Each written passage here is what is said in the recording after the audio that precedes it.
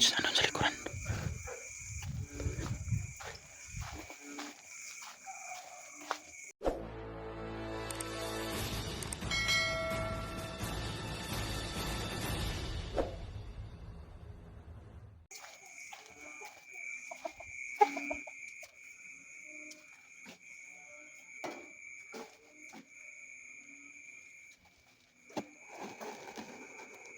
Ayan, may dalang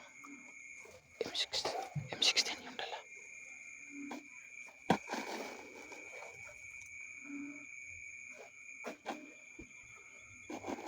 Hindi ko siya pwedeng papatukan mga lods kapag mabulabog yung mga kapitbahay. Titingnan ko lang to kung anong gagawin niya. Pero pag pumasok talaga to mga lods, kikilos talaga ako.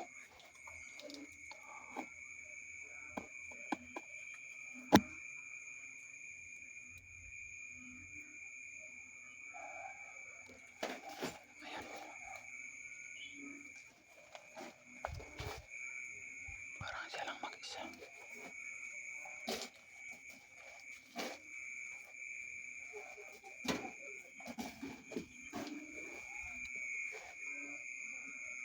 Parang siya lang mag-isa.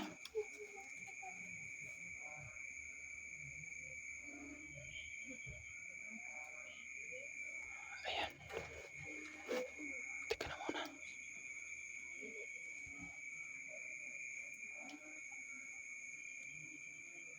Ang tapang talaga ng mga tauhan eh.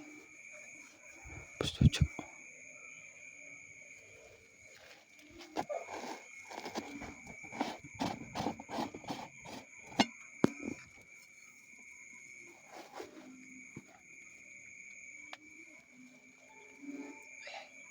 Matik tayo makita. Ano kayang gagawin niya? Basta mga lods, bawal ko talaga siyang papatayin. Kasi mabulabog talaga yung pag-silent kill ko ito. Patay ito. Pero ang pagdala ng bangkay nito, mahirap na. Kasi panidaan lang.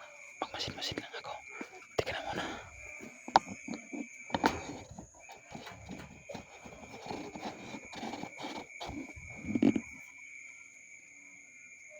Masid-masid lang ako.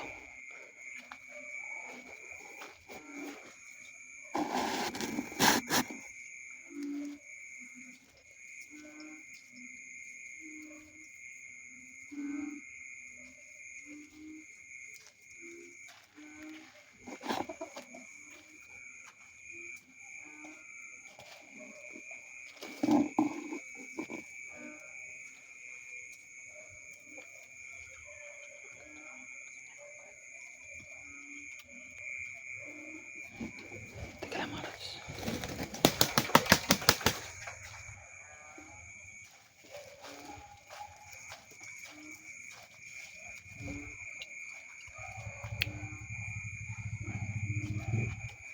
Patay.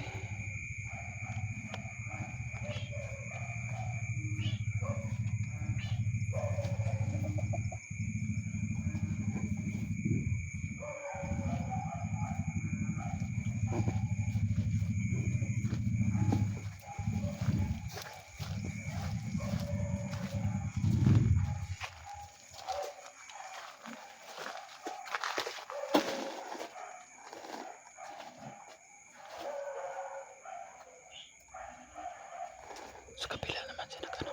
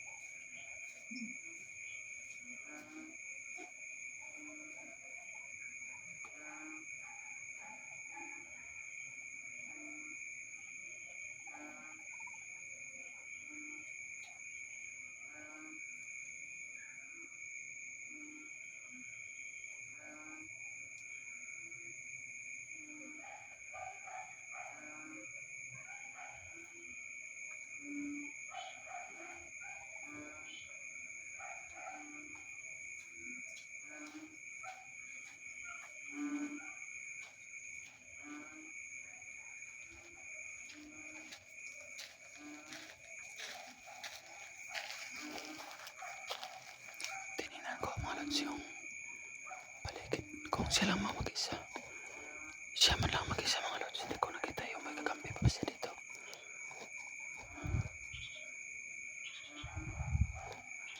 Andun pa rin siya sa likuran. Ayan o. Papalipitan ito. Teka lang.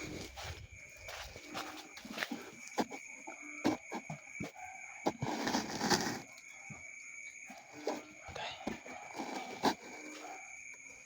Ala. Patay na. Papasok siya, papasok.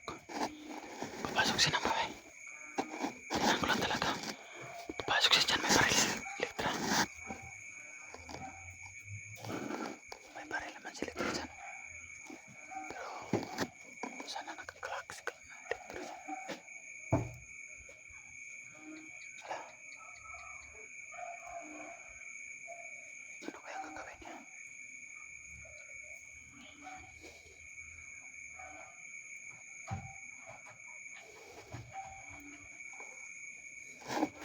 Lapit tayo ng konti.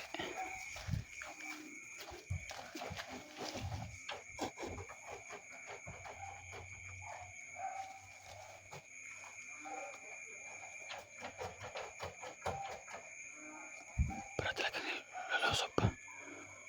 Babarilin ko na lang to. Paano to? Atras tayo ng konti.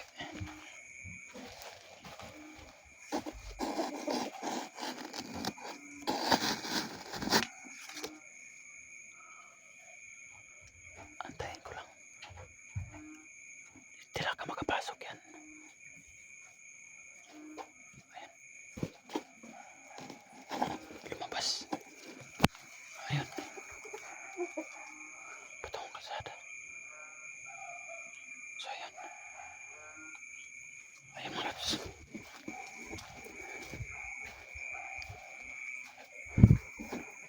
Mga lods. Lumabas siya mga lods. Tama ba yung desisyon ko lods ng mga lods? Tama ba yung desisyon ko na hindi ko pinatay? O kung mapatayin ko, mabulabog lahat dito. Mahirap na. Pero sabihan ko lang si Elektra o yung mga viewers dyan. Yung mga viewers dyan na yung nakatingin sa video ito, sana sabihan nyo si Elektra o mag-comment kay Elektra na paalisin na lang dito sa bahay niya. Kasi hanggang dito nilulusob yung bahay namin niya. Nilusob yung bahay niya. May bandidong isa na nakapalibot-libot sa kanyang bahay, nakalikid-likid. Mabuti mga lods at hindi siya nagtagumpay mga lods. Hindi siya nakapasok. Pero pag binaril ko yan si mga lods, mabulabog naman lahat. Kaya tama yung ginawa ko na hindi ko siya binaril. Kaya mga lods, dito naman ako mga lods sa tabi ng bahay niya. Magantay lang ako dito mga lods kung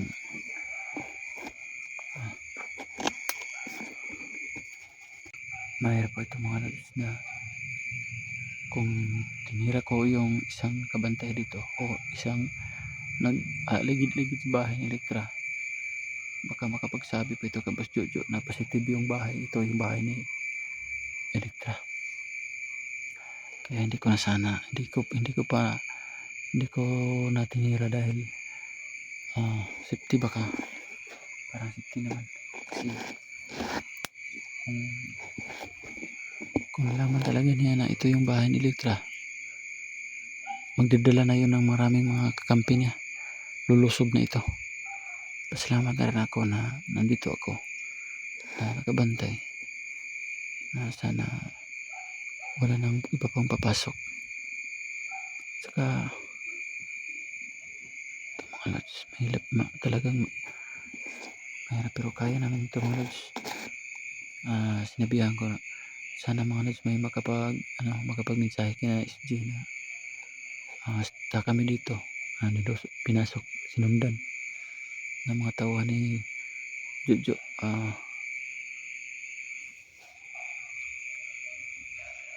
hindi ko talaga tinirag na yung isa mga lods kasi hindi ko po yung kilala yung mga kapitbahay dito. Sana ito mga lods. Pero yung motor mga lods na dala ko andun lang sa malayo hindi ko din larito kasi mabulabog. Mamaya siguro mga lods babalikan ko yun kasi mga lods hindi ako makapunta kina SG, kina Dax, kina Inday, kina Alpha kasi Cap 44 kasi malayo-layo pa.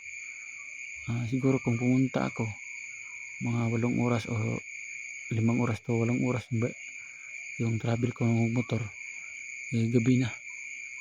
Baka bukas siguro hindi ko pa alam kung kailan ako makabalik kina SG papunta doon na SG.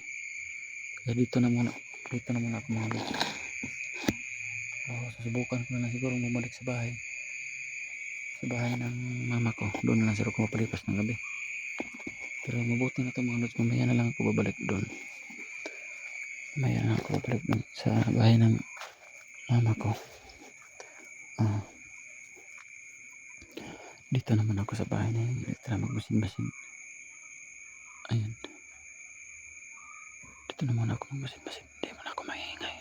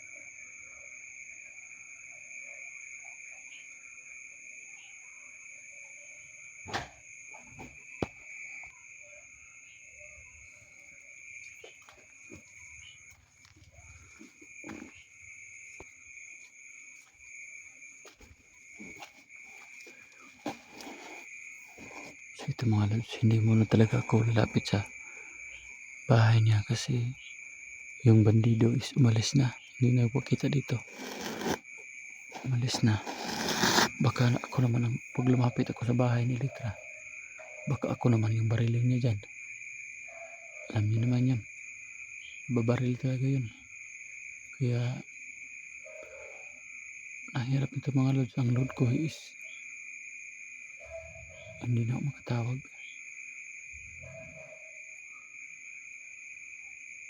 kasi mga lods kailangan kong magplano nito kung ano talagang gagawin ko.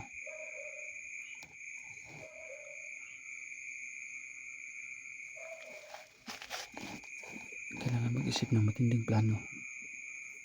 Kung pasok ako sa loob, kung kakatok ako sa bahay ni Elektra na magpakilala ako, mahirap mga lods. Sa akin lang talaga mahirap pag ako rin. Baka kung ako yung una nakamasid ng kalaban na nandito, baka sa ngayon ng mga oras na to ako naman pinagmamasdan ng mga kalaban, diba? Mahirap rin ito. Kanina karating ko may kalaban akong nakikita, umalis. Baka naman sa oras na ito baka ako naman yung pinamasdan ng mga bandido. Mahirap na mga lods, kaya kailangan na mag-off ka muna ako mga lods. Sa mga nagpe-pray dyan na mga viewers namin, ito lang po talagang masabi ko, huwag kayong magsawa sumuporta sa akin o sa amin. From the heart po yung pasasalamat ko talaga mga lods. Sana huwag kayong magsawang sumuporta sa akin, sa amin. Hanggang dito naman ang mga lods. Kailangan ko mag-off cam. Ang plano ko ito mga lods, kumuha muna ako na kunin ko yung motor ko, pabalik siguro ako sa amin kasi malapit-lapit, mga 4 na oras naman lang pabalik o 5 na. Kaya pa ito. Kaya hanggang dito na muna. Mahirap pag padalos-dalos tayo punta dyan Kalektra, baka tayo rin ang atakihin niya. Kaya thank you mga lods. Thank you sa support. Hanggang dito na lang.